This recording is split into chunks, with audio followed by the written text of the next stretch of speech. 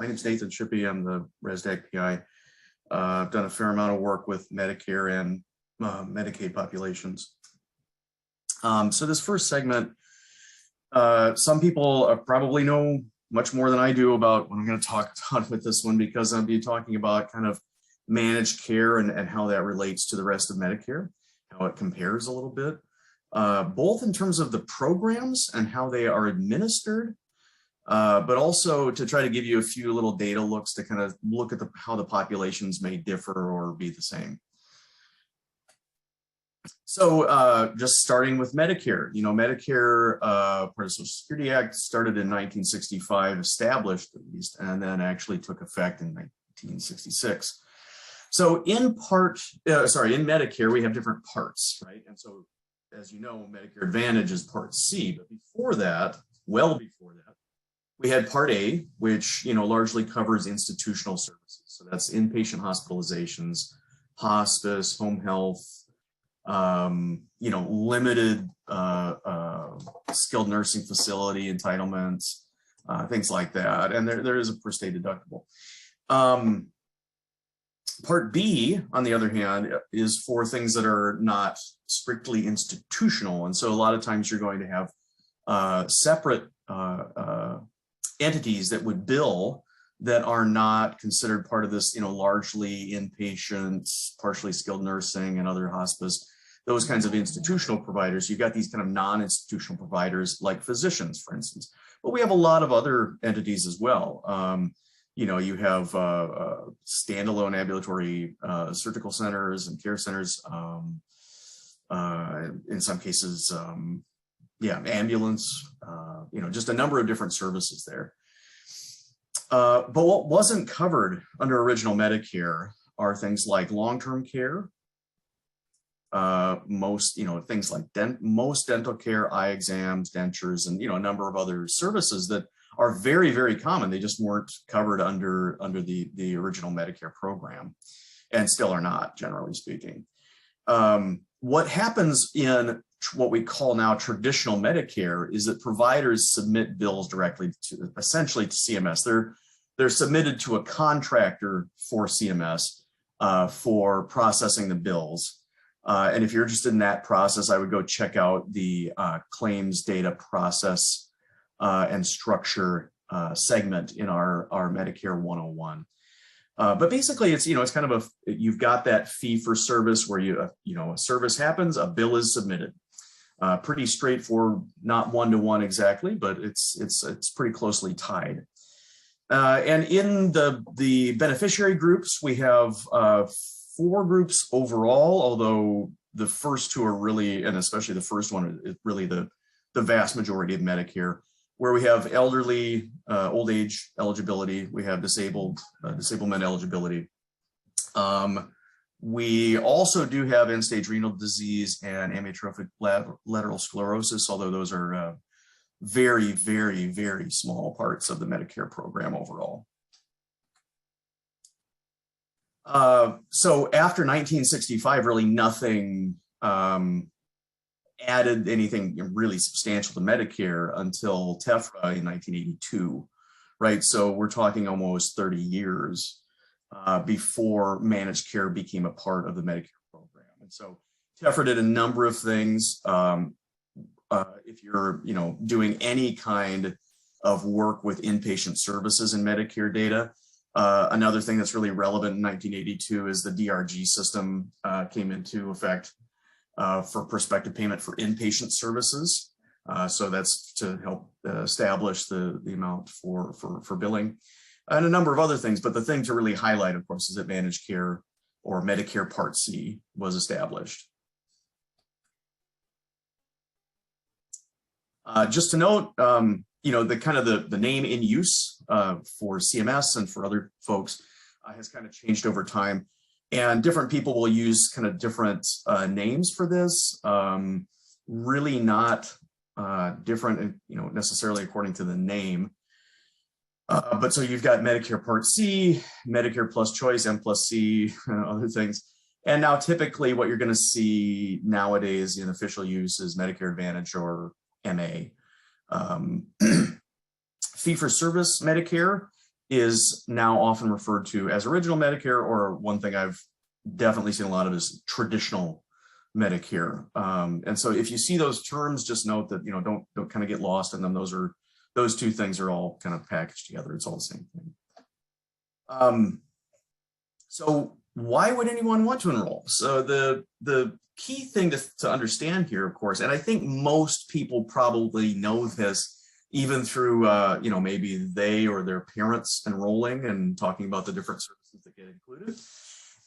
But managed care plans are required to provide all care that's covered by original Medicare. So any of the Part A and B services they're required to be covered under a given managed care plan. But in addition to that, many managed care plans, and I would say one of the things that I've seen, like for instance, my parents, is there's a lot of shopping, or that there can be, depending on availability, a lot of shopping around of different plans in terms of what are the other things they offer. And a lot of times, some of the most common things that get added in are things that are regular healthcare services that are not covered under traditional Medicare. So vision, there's a typo there, I should just note. Hearing, you know, some of those kinds of things. There may be some other deals and benefits to enrolling in that particular plan. There may be reduced co-payments or annual out-of-pocket limits. And then the one thing I would note is pharmacy benefits, but that's mainly before Part D came along in 2006. So one thing to think about, or one thing to know, and I'll show you this in a slide coming up, is that over 90%, I think, of managed care plans actually arrange for pharmacy benefit, but it's through a Part D plan. So, and actually, if you have a pharmacy benefit under Medicare Advantage, you can't get Part D. So but largely speaking, Part D really carved out the pharmacy benefit, or cut out the pharmacy benefit under Medicare Advantage when it took effect. That's really the go-to thing. Sometimes some plans will have their own, you know, selected Part D plan. Sometimes they'll let you choose a standalone plan, but by and large, and again, I'll show you this in a second, it's most of the time the pharmacy benefit now comes through Part D, a Part D plan. So if you want to think about the payment structure and administration of fee-for-service, and I kind of hinted at this a little bit, their providers are paid by CMS for a service provided. They submit a bill. It does go through a couple of contractors, but you know, those contractors are essentially just carrying out the work of CMS. They're not administering the plan. The plan is fee-for-service Medicare. And so they do some contract or some processing, but it's really just on the part of CMS. The payments are based on standard fee schedules that take the amount of work performed, and there is a geographic adjustment. But so, you know, there's always going to be some risk adjustment, geographic adjustments, and other things.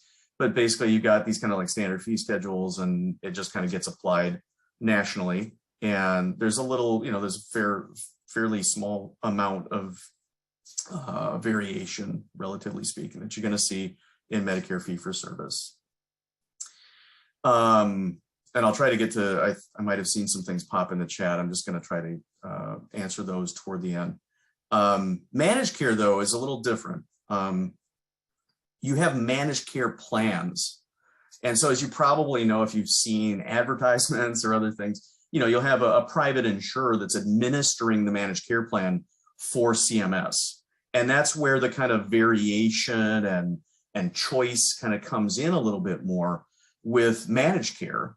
And, you know, I can't say exactly how much, you know, what that does to variations in the data. It is going to add some variation in terms of like, you know, what's covered and other things. So you really want to pay attention to what's going on in that plan if you're able to ascertain that in order to say, like, these people are actually in, you know, they're fairly in the denominator, for instance, for a given question. Payments to providers are negotiated. So again, there's going to be a little bit of variation that's going on there, where you've got, say, a managed care plan, depending on its size, kind of acting much more like a private plan.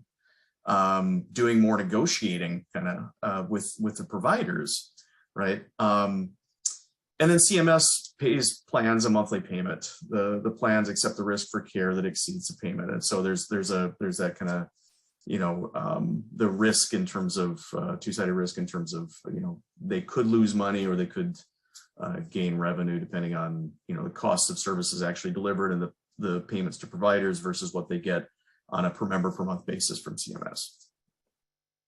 So it's just a little bit of extra variation. It's a little more of a middleman. It adds a little bit of, you know, potential variability across plans and so on. That just doesn't typically exist in fee-for-service Medicare.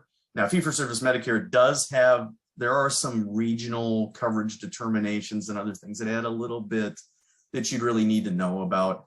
The big thing I would say is that and we talk about this a lot in a lot of our segments, is just that, you know, you need to remember that whether it's over time variation or whether it is across plan variation, you kind of need to know some of that information going in or be able to ascertain it, some cases from the data, about like, okay, how much is that adding to variation in patterns in the data that I'm seeing versus some other thing? Because you don't want to arrive at a spurious conclusion about some big pattern you think you're seeing, but it's actually because of maybe a difference across plans or something like that.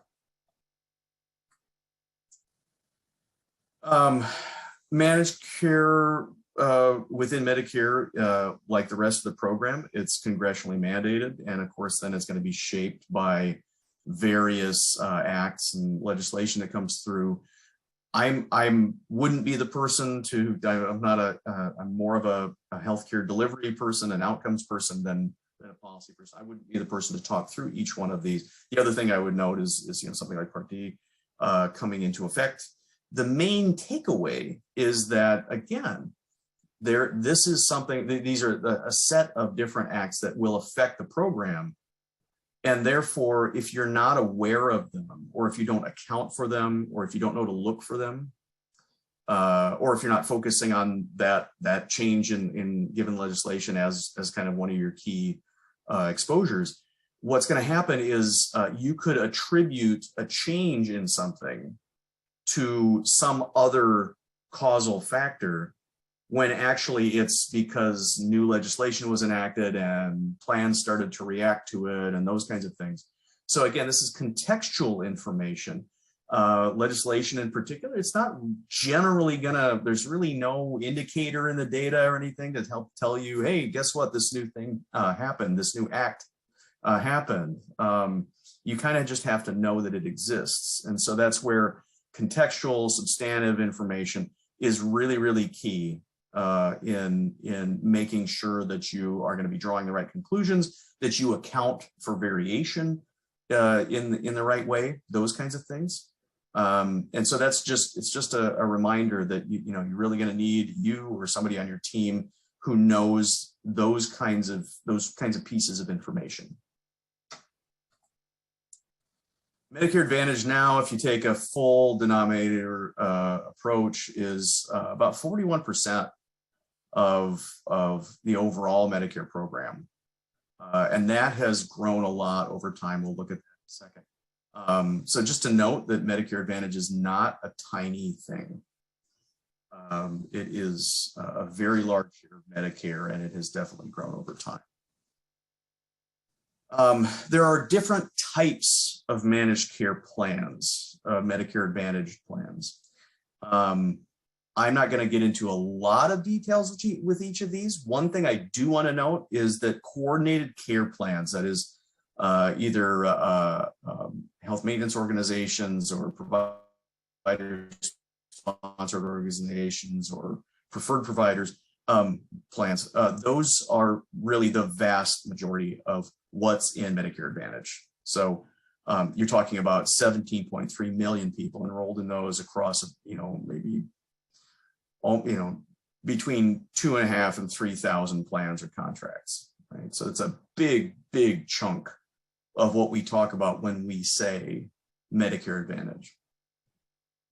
Then you have a couple of other shapes, a couple of other, approaches to administering Medicare Advantage. One is the MSA plans. This is similar if you've enrolled in benefits. This is similar to a high deductible health plan and a health savings account. It's very similar to that. It's only 13,000. When I'm saying only 13,000 people, but I mean compared to the overall number in Medicare Advantage, it's not a huge chunk, and it's primarily 4 states. And so, you'd want to think about, is there something about the ways that these different plans and programs get administered that would say, hey, maybe including these in my denominator maybe doesn't fit. It's just something worth paying attention to. The last one's a private fee-for-service plans. It's pretty different administration. Providers are paid on a fee-for-service basis, but there may be like negotiated payment schedules and other things. And that is about 270,000 people. So relative to coordinated care plans, really tiny. And again, just the different payment administration, you'd want to think about, whether that's a fair inclusion in your denominator. If people's decision-making in managed care is really relevant. Does this change people's calculus when they're making healthcare decisions or something like that? If your question might be shaped by that, then it's worth thinking about whether you include them, whether you do whether you at least add a stratification in your analysis or something else. And there are a few other kinds of things, but so broadly speaking, just takeaways that the coordinated care plans, HMOs, and so on are really the largest part of the types of plans that administer Medicare Advantage. So, traditionally, historically, managed care was really a black box. The data that we call encounter data for managed care, they haven't been available. And they're really, generally speaking, other than hospice, and you can get some information from MedPort. Generally speaking, we don't get claims in fee-for-service files, at least to any comprehensive effect for those managed care enrollees. So we really didn't have a good picture of what they were doing, what was happening to them. And in addition, researchers usually would limit their studies, using fee-for-service data to people who were likely to, what we call likely to have complete claims. So in other words, they had equal months or all of their eligible months of Part A, Part A and B, they had to be enrolled. And another common exclusion was no managed care. And so managed care was really left out of analysis prior to the data becoming available. That's a huge lack of knowledge on, over time, what was becoming 20, 30, up to 40% of the managed care of the Medicare program. But now that managed care encounter data are available, we can look within the managed care program and its population. You could supplement the data with, original or traditional Medicare to get a more comprehensive view so that you're not leaving them out. Or you could actually do some active comparisons between managed care and original Medicare. The only caution I would say is that keep in mind that the billing that happens is a little different between the two. And so the ways that information gets processed on the way to CMS and then gets into the CMS research data files, I think there's a little bit more work that needs to be done just on making sure that the way that the information is represented in the data files eventually tracks back somewhat equally to what actually happens in care. I don't have a large worry about that, but it's kind of it remains an open question for me a little bit. It's partially because I'm kind of a data nerd and that's the stuff I think about. So I wouldn't say I have a giant concern. It's just they are administered differently. So just to provide a little bit of a comparison over time, I'm just going to make sure we're okay on time here. I think we're doing okay. So this is just some comparisons over time, and there's kind of a broad takeaway here that I'm just going to give you a preview that, you know, largely speaking, there's been a little bit of variation, but if you look over time, managed care and fee for service, you know, enrollee characteristics really have pretty much, you know, they've in the past there's been a little variation and stuff. They're pretty converged by this point. They're pretty similar. So managed care enrollment, as I mentioned, has been growing a lot. So this is from 1999 through 2019. And, you know, again, we've got about 41% of people in the Medicare program that are in managed care. So you're talking, I mean, it's approaching half. And that is going to vary a lot by state, as I'll show in a second. Mean age, you know, it looks like there's some variation there, but if you really look at the you know, the range on the vertical axis, really within just a couple of years of each other. A few, you know, back in 2001 through 2005, but really they've kind of become the same over time now. I don't know the degree to which Part D in 2006 led people to be like, okay, I don't need to.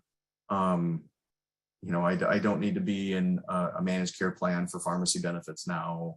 And so I can just, you know, I don't know if there's any explanation there that is really meaningful. Because again, you're talking within just a couple of years, even back in 2004, 2005, and now they've really converged pretty consistently around that 70, I think it's 73, 72, 73 years old range in terms of mean age.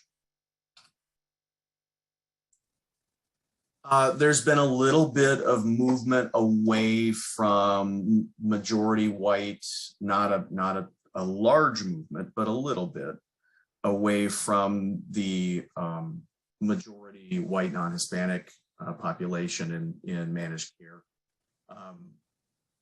Steph and I were actually talking about this yesterday. You know, she brought up that you know, the availability of managed care plans, Medicare Advantage plans, geographically could be related to that. It could be a few other things. So, you know, I think anytime you're looking at patterns over time, it's always a little bit tough to attribute them. But so there's been a slight divergence there.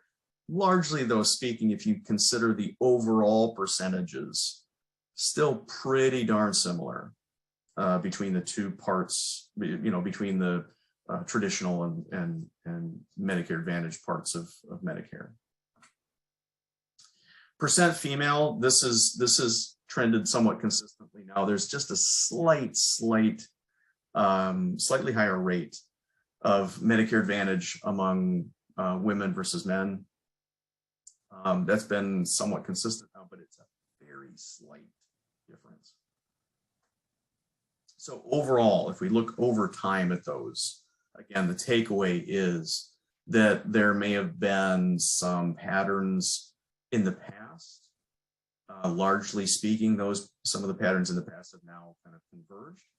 There have been a couple of things that have come up in terms of race, ethnicity, fairly consistent pattern for sex, but you know, are still pretty slight. So overall, generally speaking, in a lot of those, the two parts of the Medicare program are really, or sorry, the three parts, I guess, are pretty similar. So that's over time. Now, the current snapshot of the Medicare Advantage population, I'm not going to show some of the, you know, so you saw where age and sex were. I'm not going to include them in the current snapshot because you saw what the current rates are on the time trend.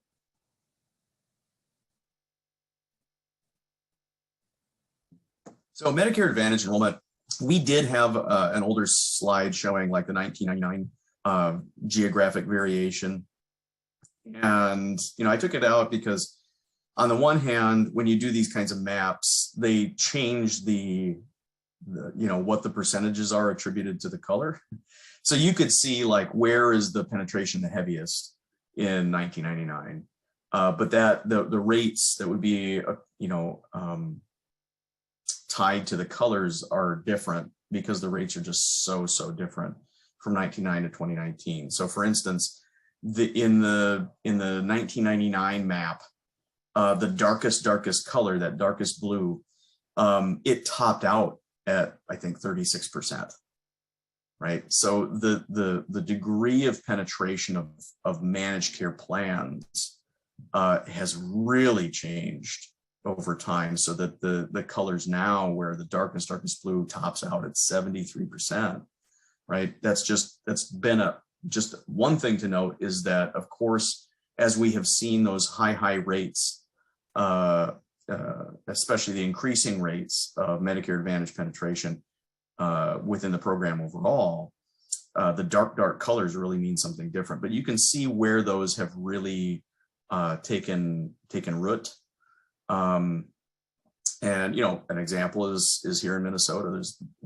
This is true of Medicaid as well.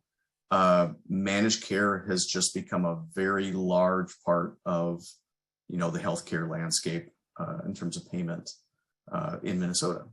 And you can see there are states where the environment, policy-wise, here in Minnesota, it's, I would say, also the integration of health systems and the consolidation of health systems is probably another really big factor. We have some health systems that have become very consolidated and kind of pulled together a lot of smaller health systems over time. That's a factor, probably. So you can just kind of see that the environment within a given state is going to be really different compared to any other state.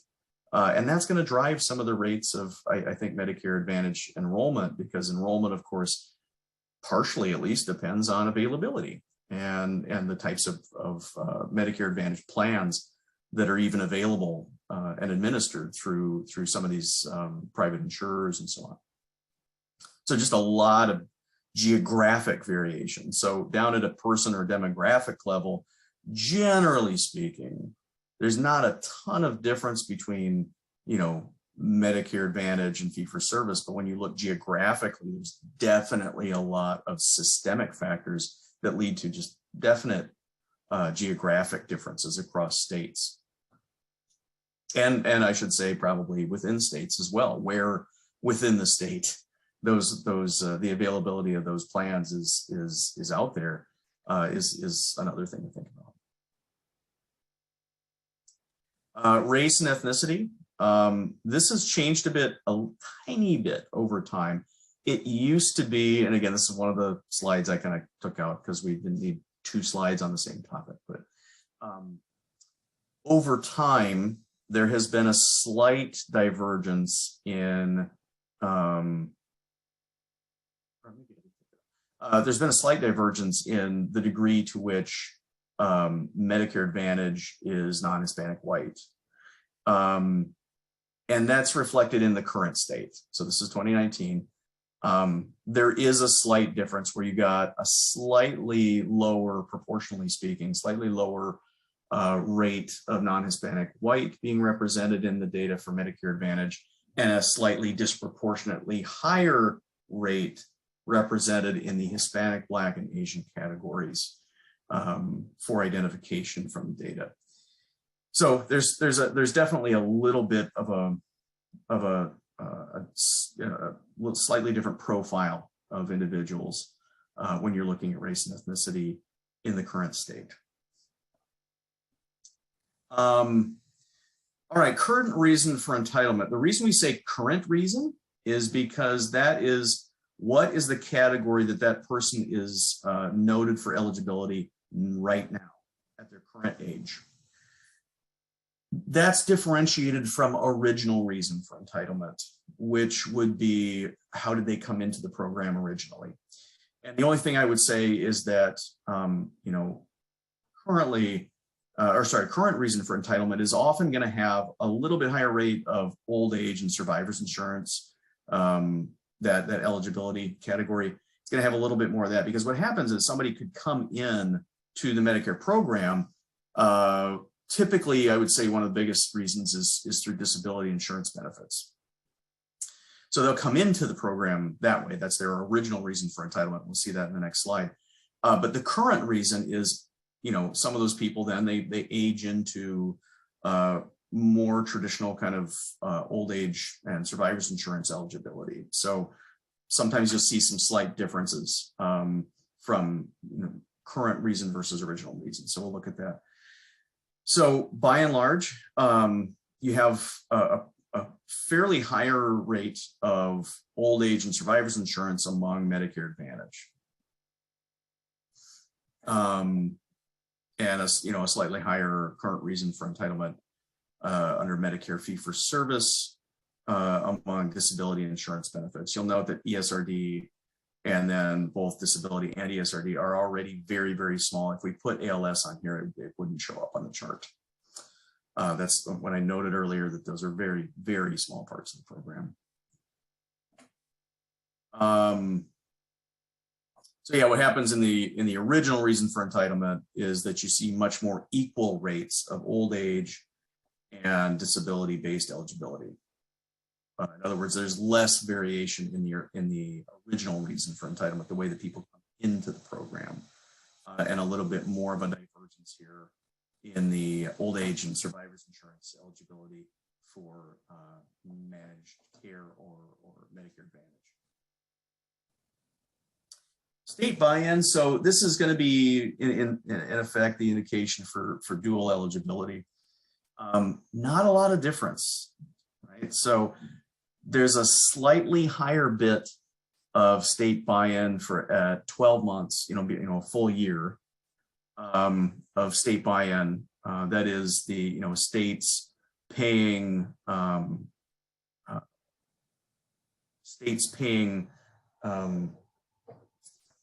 of pocket for individuals through their Medicaid program for dual eligible individuals.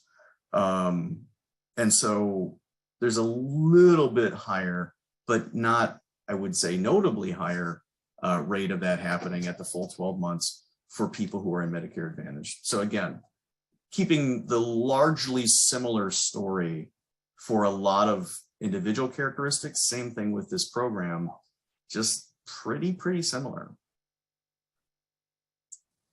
And the last thing I would note is that as I said early on, a big chunk of people in Medicare Advantage, what they're really getting in terms of their pharmacy benefits is pharmacy benefits through Part D. So you can see that here, where because somebody gets enrolled in Medicare Advantage, that Medicare Advantage plan typically either has a set of options for people, or they can choose their own standalone plan, or there's some way of connecting much more automatically, some way of connecting people with pharmacy benefits. And so it's really not the case necessarily that people are really getting their pharmacy benefit through their Advantage plan directly or itself, but really largely the story is through Part D coverage. So getting connected to a Medicare Advantage plan does mean that there's a really notably higher rate of people getting connected to some Part D plan as well. And typically, and this is pretty typical when you look across the Medicare program, usually people don't have a little bit of coverage. They either had no coverage, or what's the most common is they're covered for a full year. That's the biggest chunk of the program, generally speaking, and this is the case too. But so just to note again that Part D coverage is really where the pharmacy benefits come through when we're talking about Medicare Advantage. And it is at a much higher rate than what happens in Medicare fee-for-service.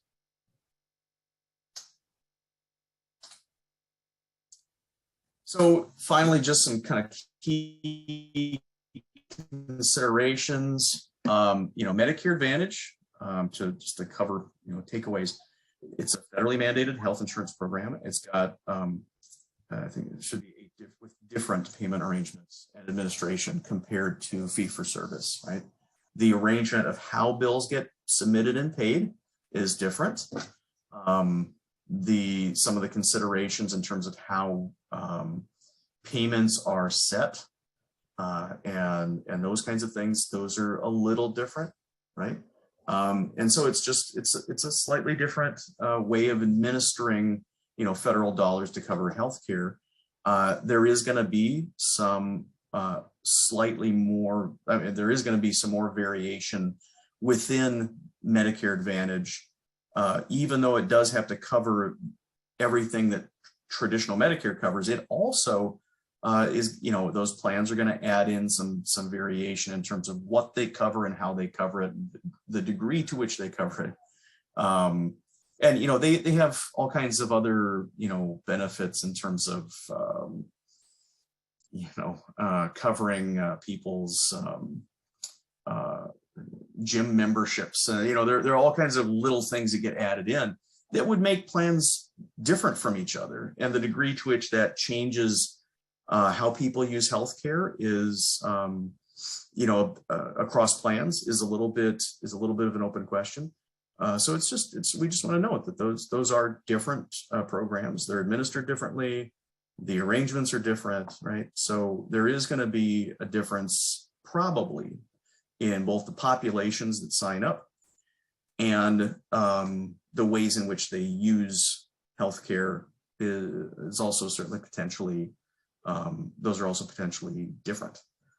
So we just want to consider that if we're trying to make comparisons between something in one program or another, or what we take away from the literature on fee-for-service compared to how we, find a contribution from Medicare Advantage. Those things are going to be a little bit confounded by availability and people's, the people who sign up and those kinds of things. Medicare Advantage enrollment, as we noted, has increased substantially over time. It is now not something I think most researchers should ignore. It's a big part of the Medicare program. Medicare Advantage enrollment and availability. The one thing I would note, we saw a little bit of difference in Part D plans and some of those other things, but largely speaking, a lot of those demographics are similar. It's the enrollment and availability, their variation by geography definitely is going to differ. And then again, those demographics, the eligibility categories that are represented, the use of related programs, they remain largely similar with a couple of, kind of key exceptions around a little bit around race and ethnicity, definitely around Part D enrollment, but otherwise, the two programs are pretty similar when you look at least at individual characteristics and the programs that they're involved with, generally speaking, look similar, at least at that level. Now, I think one thing that would be interesting to talk about would be, how do they look clinically? How do they look? It would be interesting to see, I think, and I think in future iterations, maybe of this segment, it would be good to look, how do they look if we pay attention to chronic conditions or their clinical complexity, those kinds of things. So, all right. And I think that's it. So do we have questions? We've got some in the chat. I'm not saying I can answer every one of them fully. I'll probably end up referring you to various places. Let me go back here a ways. Yeah, there were a couple of questions about managed care penetration, why it might vary by geography. Yeah. Like I said, what I see, at least in Minnesota, is there is a strong role of health systems and consolidated health systems. Because if you think about it, if I'm a private insurer who's going to administer a managed care plan, I'm going to have to do a lot of negotiation with health systems, and the stronger those health systems are in terms of their geographic coverage and some of those things, I do think that that's going to be one consideration in terms of whether an insurer wants to open up or start or take on the administration of a managed care plan. So I do think that's a part of it. I think there is going to be state legislation in a lot of potential ways. And again, I'm not a policy person, but those would be some of the things that I see. Yeah, Steph, I can't think of anything else that I would add on to that. There are probably a lot of different policy considerations. So at the policy level, I'm sure there's going to be variation. I don't think there's anything that CMS does that intentionally creates geographic variation. I think it's a lot of these other contextual factors. Thank you. Someone else mentioned, yeah, population density. It's, you know. Yes. Yep. Oh, that's a very good point. Yep. Let's see, there was a question about Medicare enrollment trending up in 2007. Do you know of any factors that are associated with that increase?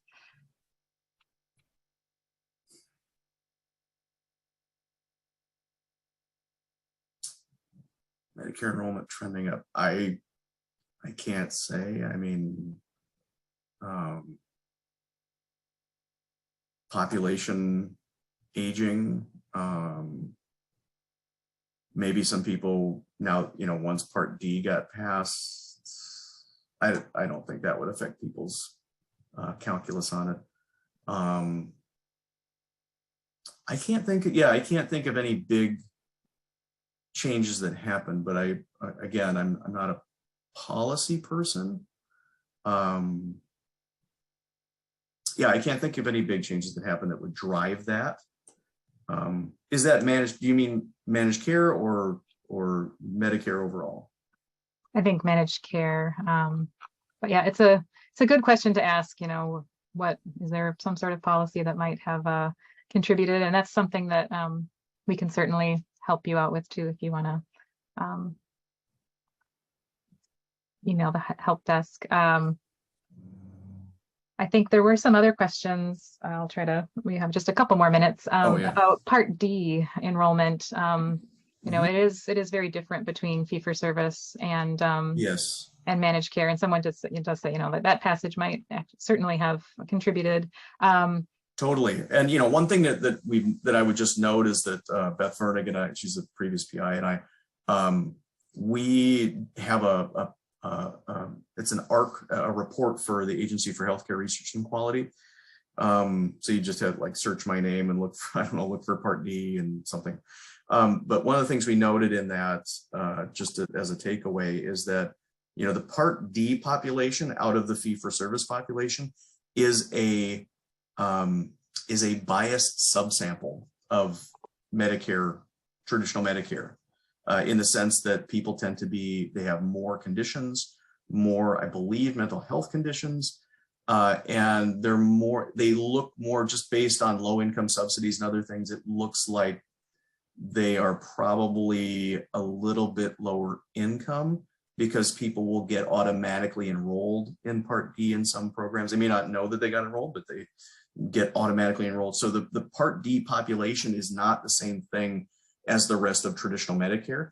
Whereas because Medicare Advantage uses Part D so heavily, I would guess that the Part D population with Medicare Advantage is probably a lot more similar to the overall Medicare Advantage population. Great, thank you very much.